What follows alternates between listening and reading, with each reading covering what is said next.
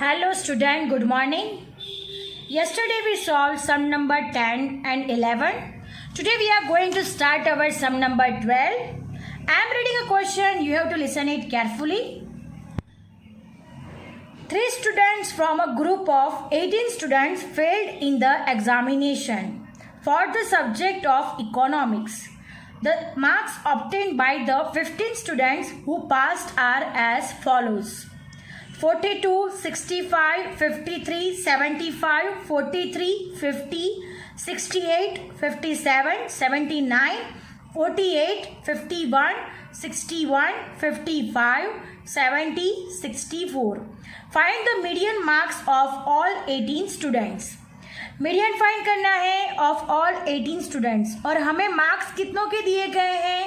15 students के marks दिए गए हैं और मीडियन कितनों को फाइंड करना है? 18 स्टूडेंट्स का फाइंड करना है. तो हम लोग अजम्स करेंगे कि जो फेल है एग्जामिनेशन में उनके मार्क्स है x1, x2 और x3. अंडरस्टैंड? उसके बाद ये जो डेटा है उसको हम क्या करेंगे? असेंडिंग ऑर्डर में लिखेंगे. अंडरस्टैंड? असेंडिंग ऑर्डर में ये सारा डेटा लिखा जाएगा. फिर हम क्या फाइंड करेंगे? मीडियन फाइंड करेंगे. और ये कैसा डेटा है? रो डेटा है. तो रो डेटा के लिए मीडियन का फॉर्मूला क्या होगा? Yes, n+1/2th observation. रो डेटा के लिए हम लोग वही फॉर्मूला यूज करते हैं, राइट? सो अब हम लोग हमारा सम स्टार्ट करेंगे. हमारा सम क्या करना है? 18 स्टूडेंट्स का हमें मीडियन फाइंड करना है. So let us start our सम.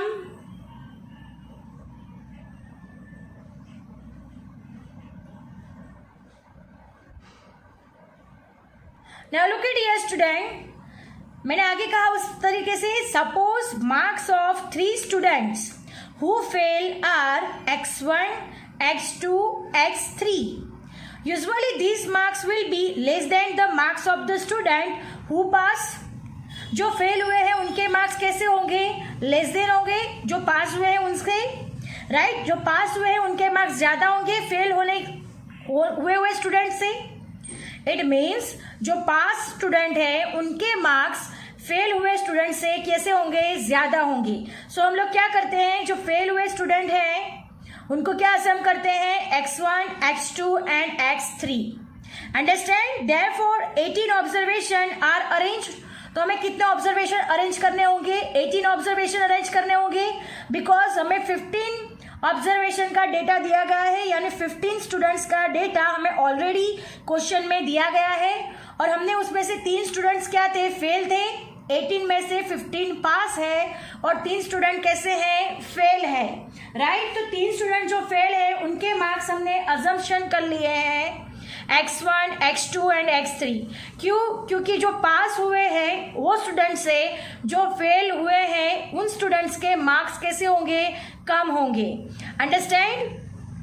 तो अब हम क्या करेंगे? ये सारे का सारा डेटा को अरेंज करेंगे इन असेंडिंग ऑर्डर और उसके बाद हम लोग median of the marks of the students find करेंगे. Understand? So let us start our sum. सबसे पहले क्या करना है? हमें जो ऑब्जर्वेशन दिए गए हैं उन ऑब्जर्वेशन को असेंडिंग ऑर्डर में अरेंज करना है. सो therefore 18 observation are arranged in ascending order as follows. Now look at here student, x1, x2, x3. जो फेल हुए स्टूडेंट है उन लोगों के लिए हमने जो assumption किया हुआ है x1, x2, x3. then next 42, 43, 48, 50, 51, 53, 55, 57, 61, 64, 65, 68, 70, 75, 79.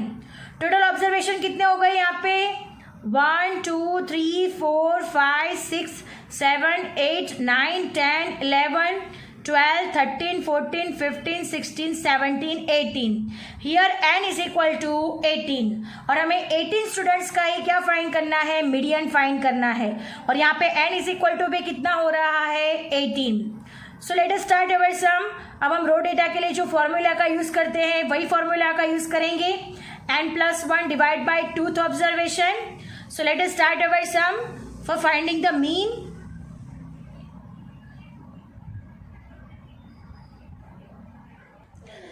Median of marks of the student.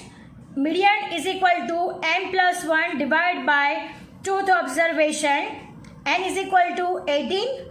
18 plus 1 divided by 2th observation. 18 plus 1 is equal to 19. 19 divided by 2th observation.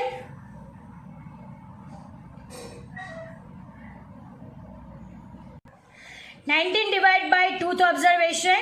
9.5th observation. 19 को 2 से डिवाइड करेंगे तो क्या आएगा 9.5th ऑब्जर्वेशन. अब हमें कैसे फाइंड करना है 9.5th. अगर यहाँ पे 9th ऑब्जर्वेशन ऐसा आंसर आ गया होता तो हम लोग क्या करते, जो ऑब्जर्वेशन जो हमने असेंडिंग ऑर्डर में अरेंज किया है वहाँ पे 9 नंबर का आंसर ले लेते और हमें मीडियन मिल जाता. बट यहाँ पे क्या है 9.5th ऑब्जर्वेशन. तो हम लोग क्या करेंगे, value of the 9th observation plus value of the 10th observation divide by 2 करेंगे. क्या करेंगे, value of the 9th observation plus value of the 10th observation divide by 2 से हम लोग अब लोग फाइंड करेंगे. So look at here student, value of the 9th observation plus value of the 10th observation divide by 2. अब 9th observation जो हमने ascending order में अरेंज किए हैं वहाँ से 9 नंबर का ऑब्जर्वेशन फाइंड करना है, फिर 10th नंबर का ऑब्जर्वेशन फाइंड करना है, उन दोनों का प्लस करना है और डिवाइड बाय 2 करना है. तो हमें क्या मिल जाएगा, median of marks of students हमें मिल जाएगा.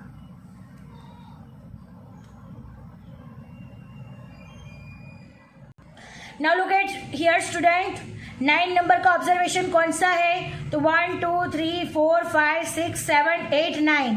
तो 9 नंबर का ऑब्जर्वेशन हमारे पास 53 है और 10 नंबर का ऑब्जर्वेशन हमारे पास 55 है. ये 9 नंबर का ऑब्जर्वेशन हो गया, ये 10 नंबर का ऑब्जर्वेशन हो गया. कैसे, तो 1 2 3 4 5 6 7 8 9 और 10. तो 9 नंबर का ऑब्जर्वेशन हमारे लिए क्या हो गया 53 और 10 नंबर का ऑब्जर्वेशन 55. इन दोनों को क्या करना है, प्लस करना है और डिवाइड बाय 2 करना है. तो हमें क्या मिल जाएगा, median of marks of student.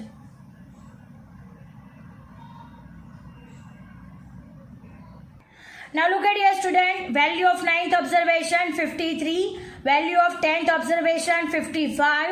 53 plus 55 divided by 2. So 53 plus 55 108 divided by 2. So 108 divided by 2 is equal to 54 marks.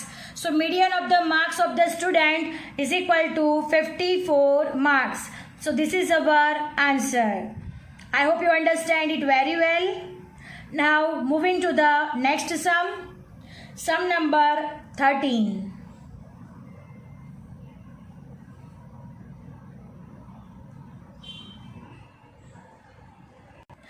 Now moving to the next sum number 13. The mean daily sale of company is 126.2 units.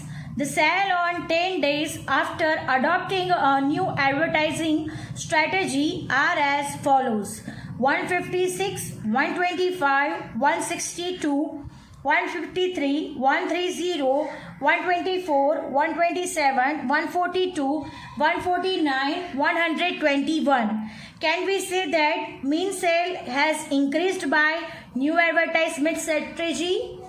New advertising strategy. It means हम लोग the mean of daily cell of the company is 126.2, यानी daily cell का जो mean है वो 126.2 है.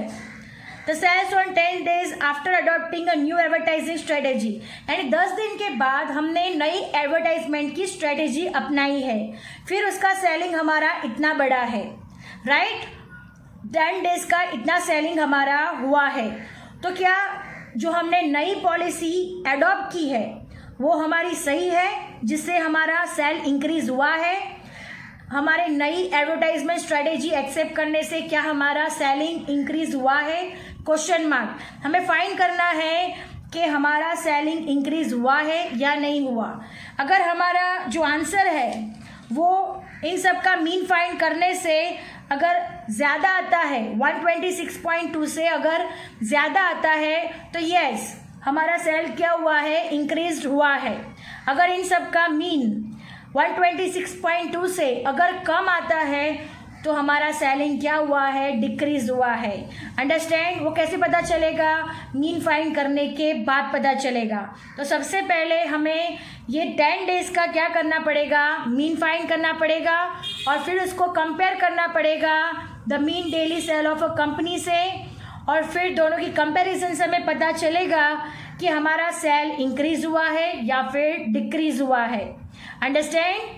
So let us start our sum. सबसे पहले हम लोग 10 डेज का मीन फाइंड करेंगे after adopting a new advertising strategy.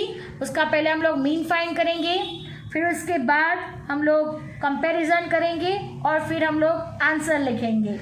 Right? So let us start our some.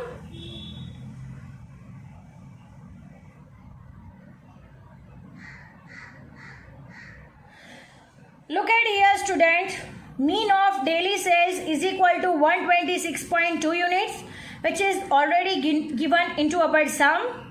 Now what we have to find mean of daily sales after the new policy of advertisement. X bar is equal to sigma x divided by n. sigma x यानी 10 days का जो data दिया गया है उसको क्या करना है, हमें प्लस करना है और फिर उसको 10 से डिवाइड करना है। फिर उस हिसाब से हमें डिसाइड करना है कि हमारी जो पॉलिसी हमने अडॉप्ट की है उससे हमारा सेल इंक्रीज हुआ है या फिर डिक्रीज हुआ है। Understand? Now look at here, x bar is equal to sigma x upon n. sigma x 156 plus 125 plus 162 plus 153 plus 130 plus 124 127 plus 142 plus 149 plus 121 divide by 10। इन सब का प्लस होगा 1389 डिवाइड बाय 10, 1389 डिवाइड बाय 10, यानी इसका 10 से divide करेंगे तो answer आएगा 138.9 units. So our answer is 138.9 units. 138.9 units. तो हमारी जो मीन है डेली उसका कितना आंसर था, 126.2, और इसका मीन कितना आ रहा है, 138.9। Due to the new policy of advertisement the mean of daily sale has been increased from 126.2 units to 138.9 units. Therefore, it can be said that due to new policy of advertisement, the daily sale has been increased. You have to write like this. आपको answer इस तरह से लिखना है। Due to new policy of advertisement, the mean of daily sales has been increased from 126.2 to 138.9 units. Therefore, it can be said that due to new policy of advertisement, the daily sales has been increased. यानी नई policy अपनाने से हमारा daily sales कैसा हुआ है, increase हुआ है। Understand? Our sum is over here. I hope you understand it very well. And also section D is over here. I hope you understand it. Thank you, students.